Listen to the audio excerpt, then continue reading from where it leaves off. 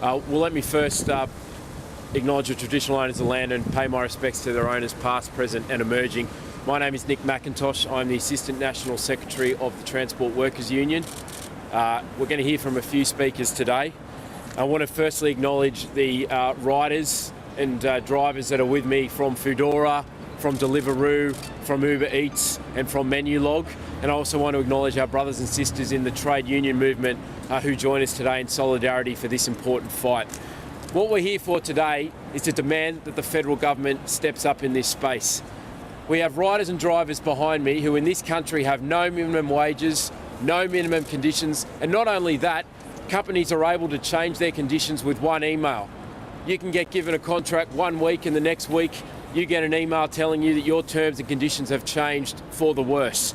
We're here because drivers and riders, when they get injured on the job, are not paid any entitlements. And not only that, when they're injured and when they're off work, they often come back and get lesser runs and earn less money through no fault of their own.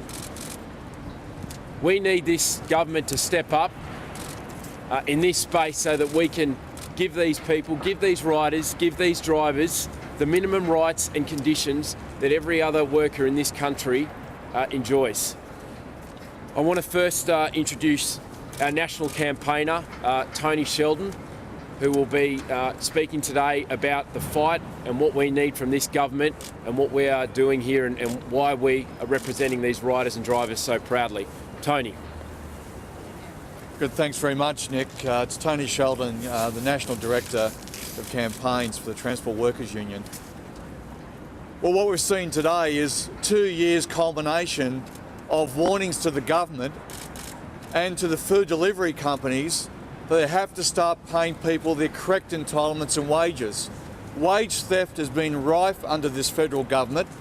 Taxes have not been paid by this company, and food delivery companies across this market delivering to homes right around this country are stealing from taxpayers, they're stealing from their workers, they're carrying out wage theft as we speak, and now we've seen one of the biggest companies in the world leave Australia, Foodora, because they've been caught red-handed. But in this case, they're leaving with a suitcase full of cash, and it's the cash of the people behind me and the taxpayers out there the government's allowed them to get away with. We're calling on the government today to set up a fund to make sure that these workers receive all their entitlements. They receive all those tens of thousands of dollars that are owed to them. At a creditors meeting in the next short while this morning, we'll be demanding from the creditors and from the administrators that there be proper due diligence about this company, there be a proper investigation into the movements of directors. This company is a worldwide multinational run by billionaire tech operators, and yet they have a 23-year-old accountant who's their one sole director left to hold the bag here. This is a company that has ruthlessly turned around and stolen from our youth, carrying out home deliveries around this country, and now they've been exposed as stealing from taxpayers right across this country as part of their business model. Well, quite frankly, the government needs to change the rules and support our call, our riders' call, and the community's call to make sure these companies are brought to account and are held to account for the stealing and the rip-offs that they're carrying out in the community right now. In one of the cases that we're taking up this morning, for one rider only, he's owed close to $20,000. You multiply that by the many thousands of riders, and we're looking at millions upon millions upon millions of dollars stolen from hard-working delivery riders from Foodora. But the question has to be asked, what about the other food delivery companies? When are they going to come clean? When is the government going to hold them to account? And when are they going to stop this wage theft under the government's watch that they've been allowed to get away with? So I'd like to hand you back to Nick, and there'll be, most importantly, other speakers to speak. Thanks, Tony. I want to introduce you to one of our riders today, who is a leader in his field, is one of our great activists.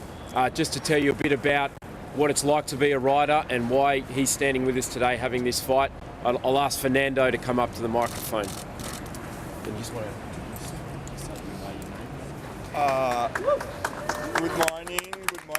morning, everyone. My name is Fernando. I came from Brazil, and I am a student like most of the deliverers, the riders. I have been working with food delivery for 1 year and a half for different companies. And I want to talk about some problems that we have in this industry. Since I started 1 year and a half ago, we have seen payments drop, and from the last year to now, the wages have gone down and down. Companies use it to pay better in the weekends and in the night and in bad weather conditions like rain, and no more. Companies use it to guarantee payments for a shift attendance, so we get some money in the end if we don't have orders to deliver, but no more. We needed to attend shifts now, and we just depend on our luck. For example, on last Monday, I attended a 2-hour shift and I had no one deliver, so I had no luck and I had no payment. And the companies have changed the contracts, and we have no choice just to accept the situation. And we are seeing more and more riders on the street. Since the last year to now, I am seeing 2 times more drivers on the street.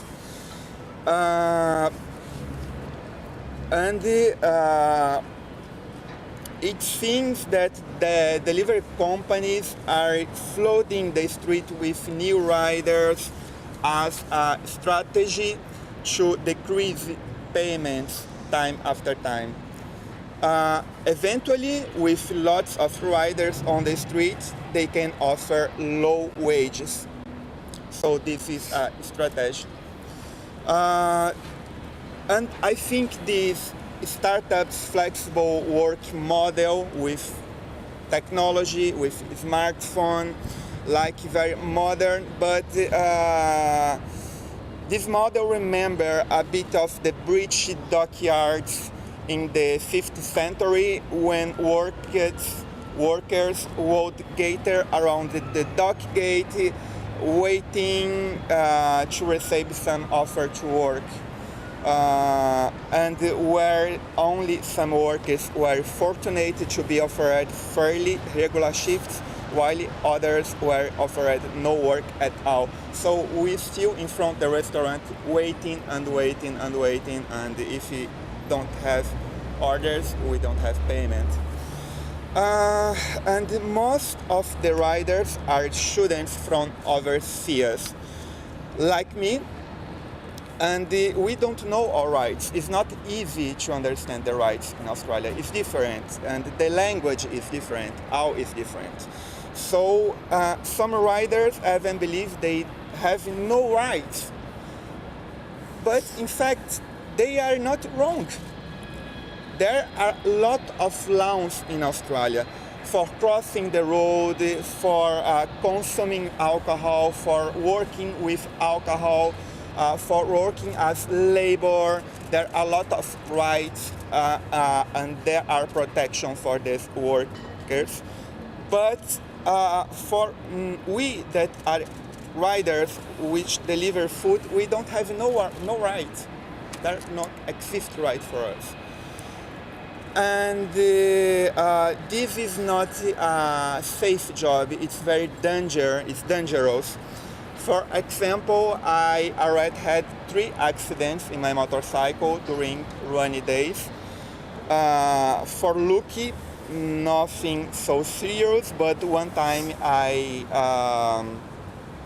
I injured my knee and I had to go to the hospital. And nowadays I have seen many accidents involved riders on the streets. It's very common. I work at night and all the week it's possible to see an accident. And all my friends who work as Deliveroo already had some kind of accident. Last year, probably you know, a Uber driver was killed doing his job in Double Bay, a French guy. We are on motorcycle and bicycle, so the possibility to be injured are much greater than who are inside a car, protected by a car. We are outside in these conditions.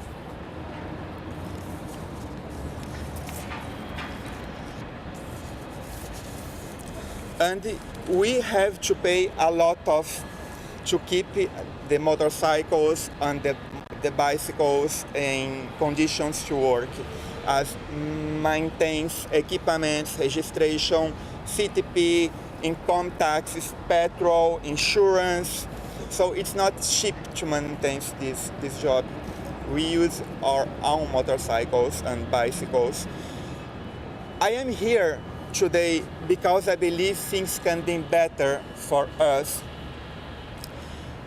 This is not a safe and easy job. This is danger. And we deserve some rights, like which other types of works have, because we don't have rights.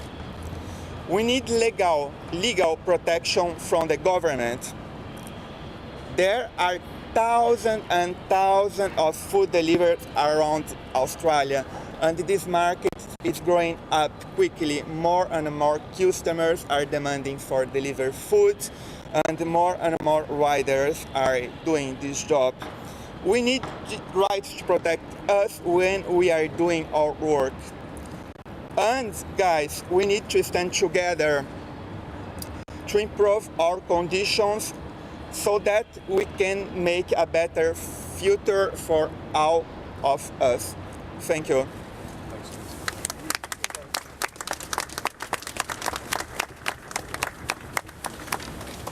Thanks, Fernando. And there we have it. 18th century working conditions through a 21st century app. I'm going to introduce now Thomas Costa, who's the Assistant Secretary of Unions New South Wales. Unions New South Wales have been at the forefront of this campaign with the TWU and of course represent all my brothers and sisters in the union movement behind me. Thomas Costa. Thank you, Nick. I'm Thomas Costa, Assistant Secretary of Unions New South Wales. I'd also like to acknowledge all the riders who are here today. It's important that we remember that Foodora is not just a company, but that it's an organisation of people. And many of those people are food delivery riders who work hard to deliver food on our streets, often in hostile environments, in busy traffic, in the rain, at night, weaving in and out of traffic for very little reward. Workers for Foodora and companies like it, like Deliveroo, Menulog and UberEats, don't receive sick leave, they don't receive annual leave, they don't receive minimum wages, and they don't receive workers' compensation. Now that Foodora has taken the decision to go offshore and to pack up its business in Australia, its workers have also been deprived of their right to ongoing employment. They've been deprived of their rights to redundancy entitlements. They've been deprived to seek their basic employment rights that they were seeking through the courts and the Fair Work Commission. This is yet another reason why the gig economy cannot be trusted to self-regulate.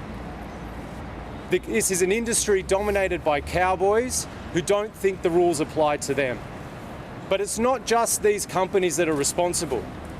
This government has also sat on its hands and chosen to do nothing despite continuous complaints from delivery food riders and from their union, the Transport Workers Union.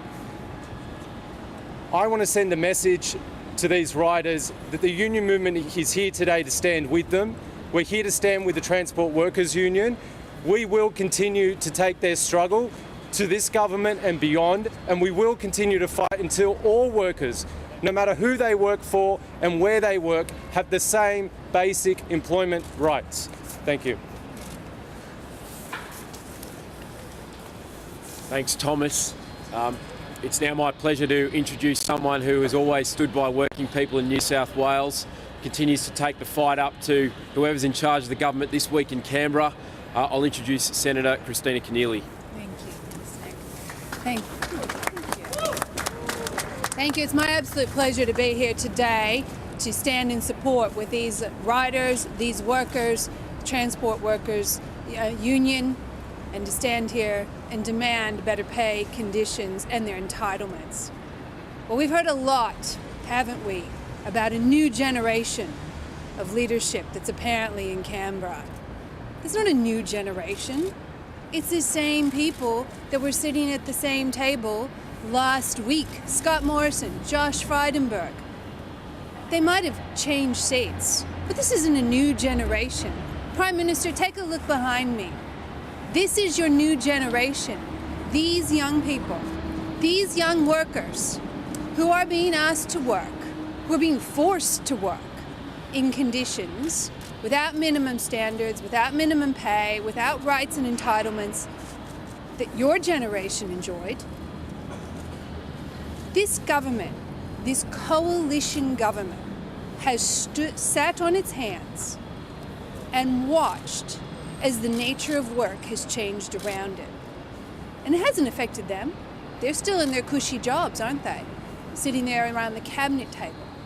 Meanwhile, this new generation of young people is being forced in Australia into a workplace, into a industrial relation system that is completely ill-designed to cope.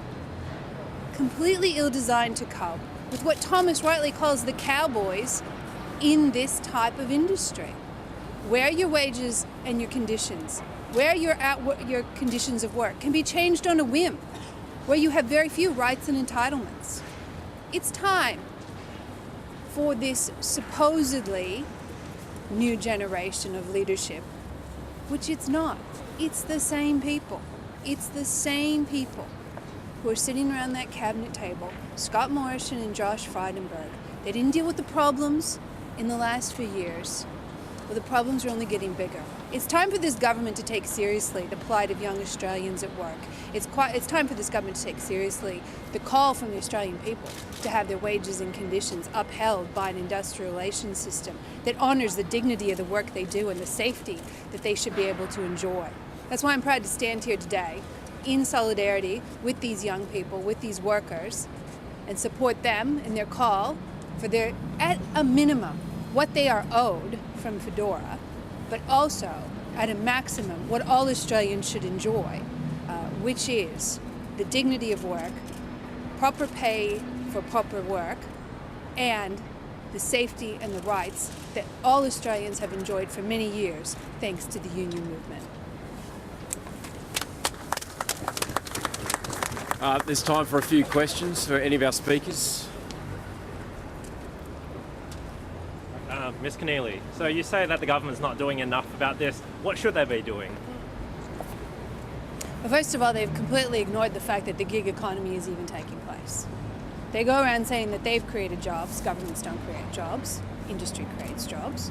That's the first thing. Second thing, they've ignored the fact that these so-called employers have managed to create loopholes and new ways of operating that deny people their wages and their conditions. They should face up to the fact that the industrial relations system isn't working for working people any longer. Bill Shorten in Labor, Brendan O'Connor, we've spoken about this many times, that we are now seeing a system where the award system, which is supposed to be a backdrop, has become the norm. And we've seen a gig economy emerge, and the government has failed to even grapple with the questions that it poses for how you safeguard wages and conditions. Now, Labor's in a number of constructive conversations right now. We have flagged our intention to make changes to the industrial relations system, but we're not in government right now. As of today, Scott Morrison is Prime Minister. It's up to Scott Morrison and Josh Frydenberg, the Treasurer, who were sitting around the cabinet table for the past 5 years, to deal with the problems that have occurred on their watch. At a minimum today, they should stand up and make clear they stand on the side of these young workers and make clear what they're going to do to ensure that Fedora pays them their entitlements.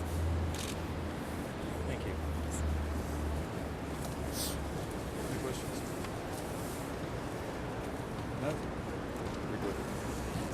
Thanks, everybody. We're going to now have a march up Ben Street and up Macquarie Street outside New South Wales Parliament to send this Prime Minister a message, to send our new IR Minister a message that these riders will not be forgotten, that it's time to bring rights to riders in this country so that they can enjoy the same rights and protections that all other workers have always enjoyed. And I note that Tony Sheldon is now off to the Fedora creditors meeting in order to represent all those workers who are about to get ripped off by this country as they pack up and go overseas with their millions and leave some 23-year-old director in charge. What a disgrace. We're not going to stop. We're going to take this fight up. All these people behind me are going to take this fight up today as we march up Ben Street, Macquarie Street. Let's go and do it. Who's with me? Yeah! Thanks, everybody. Thank you.